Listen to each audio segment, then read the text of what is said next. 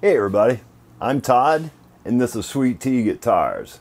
Thank you so much for stopping by the channel and welcome to the Great Guitar Build Off 2022.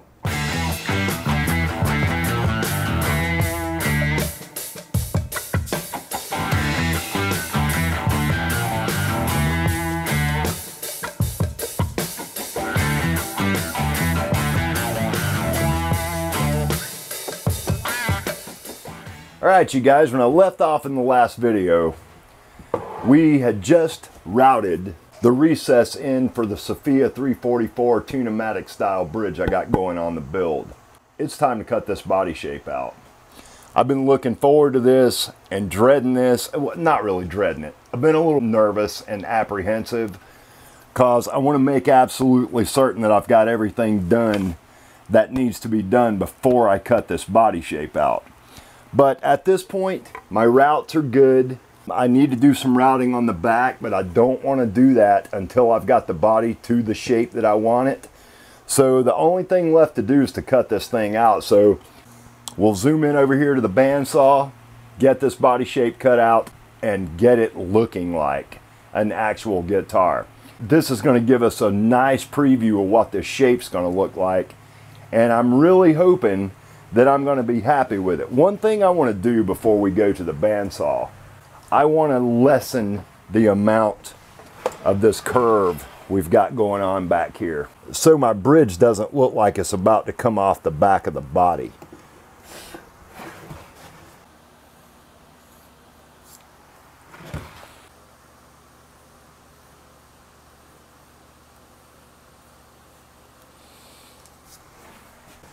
As far as these points that I'm drawing in here go, I can work on those with the spindle sander. Okay, let's darken these lines up around here and clean it up. Let's cut it. All right, you guys, so let me get set up, get ready, and we'll get this body shape cut out. I'm really excited to do this, so I need to get myself calmed down for a minute.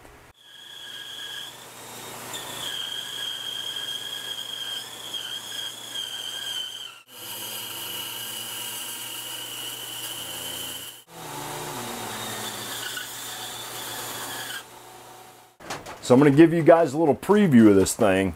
Here is the Sweet Tea Cloud 9. I like it. It's not nearly as heavy as I thought it was going to be. I don't know if I'm even going to have to do the weight relief to it. I would say it probably comes in at about 6 pounds now. I've still got hardware to put on it, but I've also still got a good bit of wood to remove here. I've got thickness to remove from the back of the neck. I've still got to route my control cavity, and we got bevels going all around this thing. So I'm going to take this thing to the spindle sander, finalize this body shape before we do anything else to it, so I can make certain that this is where I want to go with it. I apologize about the rain, you guys. It's one of the disadvantages of having a metal building. I'm going to jump over here on the spindle sander. We'll film a little of it, and you guys know how I do. We'll meet back up here momentarily.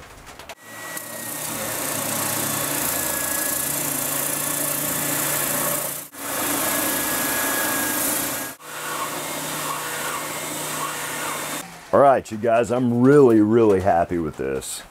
You know, I did not want this to be a standard build at all. You know, first of all, it's kind of a super strat looking guitar, but it's got a really nice, super modern Sophia Tune-o-matic bridge. I've got a little bit of cleanup sanding to do around these edges. And I want to stare at these contours for 6 or 8 hours. I'm blown away by it, you guys. I really am. I didn't know how I was going to like this cut back here because that's not something I would normally do. I wanted to let you guys know that I've decided against routing another cavity up here on this upper part of this belly. I don't think this guitar is going to need it. I think we can achieve that 8.5 pounds that I'm after without having to go any further. I've got the shape drawn out for this cavity, I took some measurements on the front of the body because I drew this cavity on the front to figure out where I wanted these holes at. I took a few measurements from each side, from the bottom and over from my pickup cavities to figure out where that cavity was going to reside on the back of my body. So I've got that drawn out. We're ready to go over to the drill press. The first thing I need to do is get the drill press set so I don't go any further depth-wise than I need to. I'm just gonna zip over here to the drill press and get this cavity hogged out. That's all we're gonna do. It shouldn't take very long. I've got my depth set. We'll catch the rest of this with the router.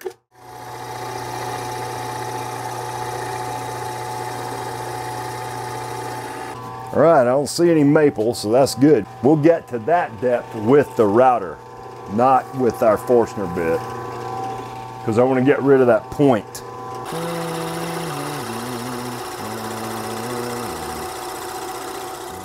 I gotta start remembering to not drill my control holes until after I have this cavity routed. You know, I like to recess the controls from the back so I can use short shaft potentiometers. I don't really like using long shaft ones unless I have to. On a carved top, you may need to do that. I can't seem to ever remember to do that. So there's the start of our cavity. Now I'll shave these points off like I always do with the chisel before we go to the router with this thing. So let's pan down here and get that done. I just don't like taking any chances, and it's easy enough to get rid of them. So we can get this thing set up now. I can get my template mounted and we're ready to route. So let me get that set up. I'll come right back. We'll get this done.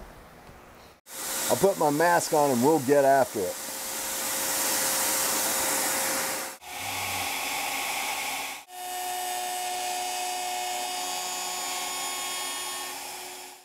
We need to get our router back out. I didn't even think about that. We got to route the shelf. So I'm going to route this thing a little bit deeper than I think it needs to be because we got so much sanding left to do. Whatever cover material we wind up using, I can always laminate an extra piece onto it, or I can use a plane and plane it down if it ends up too thick. So I'm not worried about that part. All right, let's crank the vacuum back up. I'll get the mask on and we'll cut this shelf. This will only take a minute.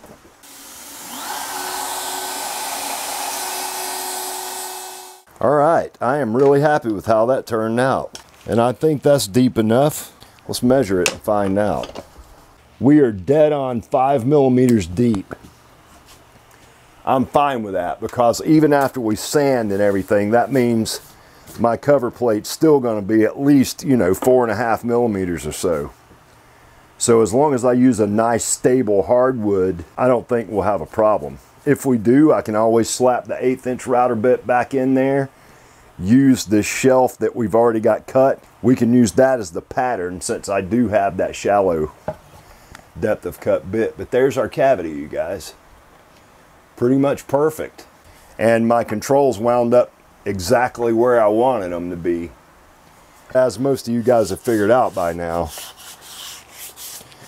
I like a little bit more of a modern shape, but I like a classic feel, if that makes any sense. You know, I want it to be simple and elegant. I mean, that's what I go for on pretty much every guitar I make. What I want to do right now is I want to make a cover plate out of flamed maple. Here's what I've chosen to use for this. I don't know how well you guys are going to see this. This is a really nice flame piece of maple. You may can see it a little better there. It's got a silvery shine to it. It's really nice. There's some quarter sawn speck in there as well, if you guys can see that. But it's also really thin, like maybe 3 or 4 millimeters. I got this as a free set from C. Jacobs Woods. I ordered a bunch of wood from them and he just tossed this in with some B-grade sets as like practice sets or sets that he knew I could make cavity covers out of. So this is the template that I use for that. I want to cut myself a piece of some thicker material that will ride down in the cavity and just allow this to be what shows on the back as the actual visible part of the cover. And then I'm going to take this piece of bird's eye maple right here that Derek from Big D Guitars gifted me. This is nice and thick, over 1/4 of an inch. I'm going to make this recess down inside that cut right there. We're about to go through all this. I'm going to cut that out. We will mount the cutout part of this template right here to that bird's eye maple. I'll run it around the router table, make ourselves an insert that goes down inside there. The first thing I want to do is I'm going to mark out this size of a cover plate somewhere on this wood. Now I don't want to get wasteful. This is going to be hidden other than the fact when you pull it out of the body. So I'm going to use the straight side of the template up against the straight side on the top set like that. So I'm not just wasting wood, you know. I'll hug it up as tight as I can to that side. We'll draw out the shape. I'll carry it over to the bandsaw. We'll cut that out. Then I will super glue and masking tape that inside template, and we'll run it around the router table. We'll get this cut out. And then I'm going to glue those two together. And I'll use a clamp and caul or some other pieces of wood or whatever to make sure I got a nice solid bond between this figured piece and that piece of bird's eye. This will become clear to you, if it's not already, how I'm going to make this cover.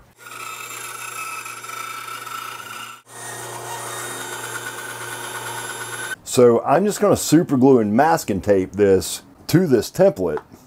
I can glue this to the back of this highly figured maple, finish this the same way I'm doing the front of the body. This will ride down inside that cavity and provide us some stability for this thin wood. I'll finish these when we start to finish the guitar. So let's get this, this insert part of this cover plate. Let's get this drawn out. Let's draw this out and then we'll cut this as well.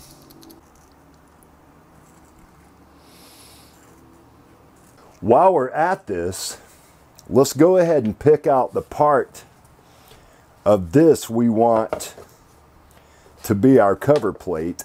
That way we can get this cut on the bandsaw and I won't have to keep going back and forth. All right, we'll cut this one out first, back to the bandsaw really quickly.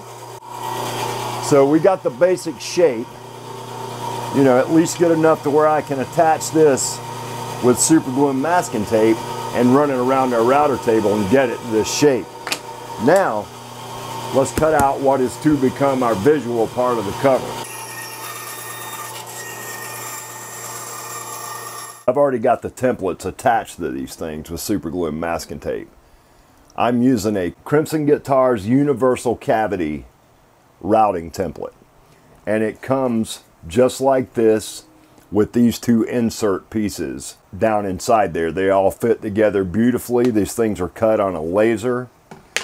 Nice tight fit. I am going to glue and laminate this piece of bird's eye maple underneath that, so this piece right here recesses down inside the main part of this cavity. I may use screws on this one instead of magnets. I haven't decided yet. We want to get these routed. I'm going to run these across the router table. And what I've done was switched over to a 4-cutter or a 4-blade router bit that I got off of Reds on eBay. I buy most of my router bits from them. You guys, I know a Manitool and Infinity and Whiteside all make really killer router bits. I know they do. But they're also 4 or 5 times the price of a Yoniko or any of the bits I can get from Reds. This bit cuts really nice and clean. It's super sharp, and I paid $17 for it on Reds from eBay. I also wanted to let you guys know I now have merch available at Teespring. I'll leave a link in the description below so you guys can go get yourself a t-shirt. I've knocked as much of the price off of these things as I can. I'm not looking to make a bunch of profit on them. So you can go get yourself a t-shirt for less than 20 bucks on there. I'm not sure what they charge for shipping, but I'd really appreciate it if you guys go check out my merch store at Teespring, just to show your support. It's not about the money. Gio from Tornelli Guitars redesigned my logo for me, and he did an absolutely fantastic job. I really love the new logo. I hope you guys like it too. But the t-shirts that I've got on Teespring have the new logo. Most of the smaller builders like I am here on YouTube, that's what they do. They go set up a Teespring account or some other merch site. I ordered Bonehead Guitar t-shirts through Teespring. I got an Alwyn Lutherie t-shirt from Etsy. I got a Luther for Builds t-shirt from Critch Creations on Instagram. I got a bunch from Crimson, which you can buy on the Crimson website. Let's get this cover routed real quick.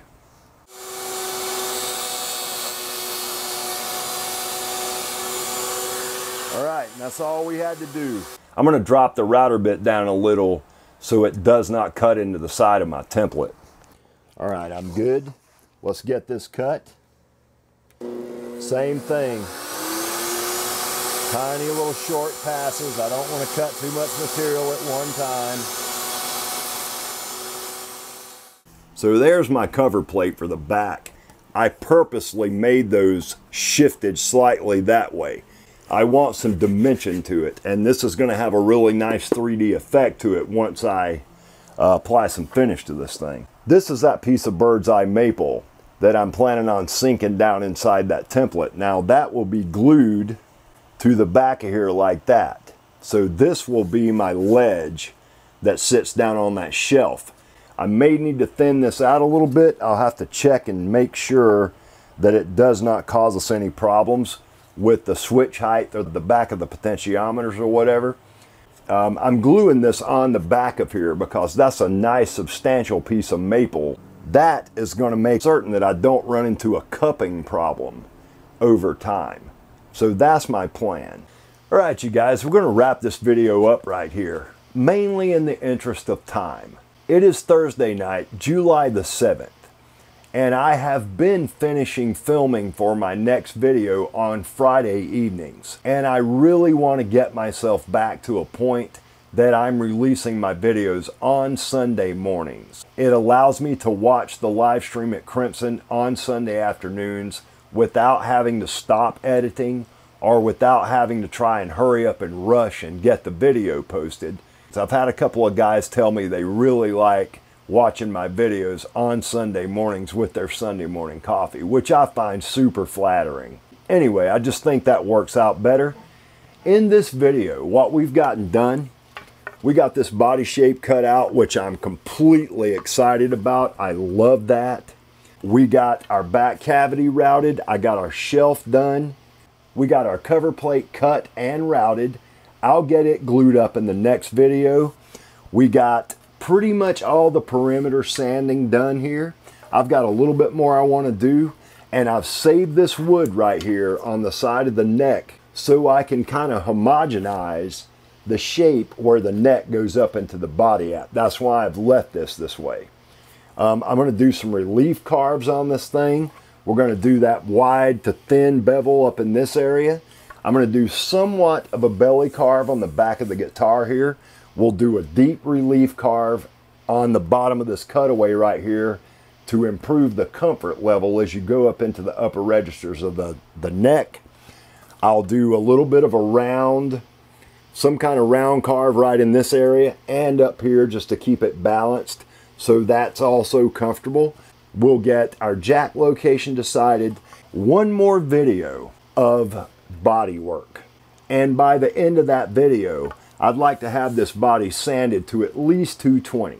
We'll do some tests on the stains and find out which grit we need to leave this body at to get the best results. I'll either leave it at 220 or at 320, maybe 360 if we use the Super Aslux paper on this thing. But I got a feeling the stain's going to work better at 220. So by the end of the next video, this guitar body will be sanded up to 220, ready to have that neck glued into it. The video after that, which will be the second video in the next 2-week cycle for the Cloud 9 build, which is my entry into the Great Guitar Build Off. That video will be all about the neck one more time. We'll get this dimension down to the final thickness that we want. We'll finalize the asymmetrical profile I'm after. We'll get our volute finished. I'll get this neck sanded at least up to 180. I'm not going to do too much more work right in here until it's actually glued to the body. But by the end of the second video of the next 2-week cycle for the Cloud9 build, this neck will have frets on it, side dots, and it'll be glued into this body. We can start really thinking about finishing this guitar up, and I'm super excited about that. I'm shifting back over to the figure 8 build for a couple of weeks, and I hope you guys are cool with that. I really like doing the 2-week scenario. That allows those ideas to sink in a little bit and allows me to make a decision on what I'm doing next on that build. It also still feels really fresh in my mind when I move back to whichever build that I haven't worked on in 2 weeks.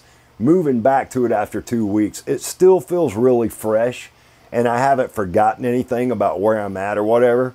So I really like that. I hope you guys are cool with it. I hope you'll continue to join in as we work our way towards the completion of both these guitars, the Cloud9 build, the figure 8 build, as well as the 7 of 9 build, which I will be updating you guys on in the next 2 figure 8 build videos.